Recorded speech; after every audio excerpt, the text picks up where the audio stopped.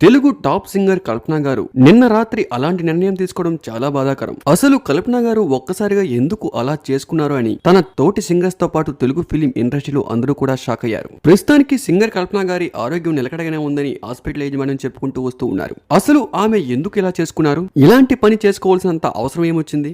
బాధలు ఎక్కువ ఉంటే ఇదేనా దారి? ఎంతో మందికి మోటివేషన్ ఇవ్వాల్సిన ఇలాంటి వారు ఇలా చేసుకుంటే మరి సామాన్య మానవుల పరిస్థితి ఏంటి? రీసెంట్ గా ప్రతి ఒక్కరికి ఇది ఒక ఫ్యాషన్ అయిపోయింది. ఏదైనా చిన్న కష్టం వస్తే చాలు ఇక జీవితం మొత్తం ఇలానే ఉంటుందంటూ ఒక్కసారిగా డిప్రెషన్ లోకి వెళ్ళిపోయి ఇలాంటి పనులు చేస్తూ ఉంటారు.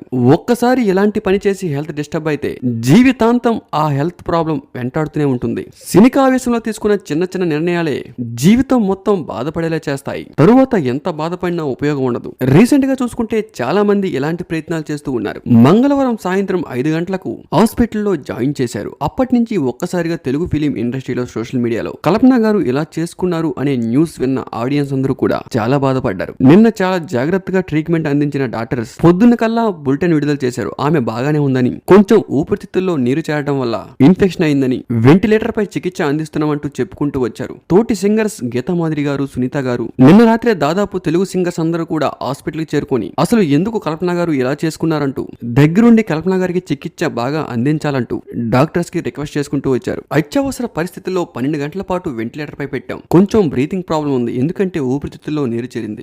ఎక్కువ మోతాదులో తీసుకోవడం వల్ల పొట్ట మొత్తం క్లీన్ చేశాం. ప్రస్తుతానికి కల్పన గారి పరిస్థితి బాగుంది, అందరూ ధైర్యంగా ఉండనంటూ డాక్టర్స్ చెప్పుకుంటూ వచ్చారు. ప్రస్తుతానికి కల్పన గారికి ఆక్సిజన్ అందిస్తూ ఉన్నాం. దాదాపు 2-3 రోజుల్లో డిశ్చార్జ్ చేస్తాం, ఏం ప్రాబ్లం లేదంటూ డాక్టర్స్ చెప్పుకుంటూ వచ్చారు.